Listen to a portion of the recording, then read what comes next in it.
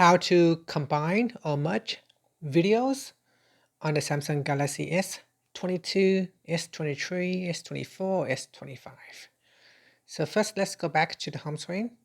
Then open up your Gallery app. Next, tap on the More button. Then tap on Create. Now select Movie. Then here, select the videos that you would like to merge or combine. Then tap on Movie. And now quickly review your videos. If you like to edit your videos by adding text or anything, if you don't want to do any of editing, just simply tap on the Done button. Then tap on Save Movie and allow the phone to save your combined videos. Okay, once it's done, it will tell you that it's done.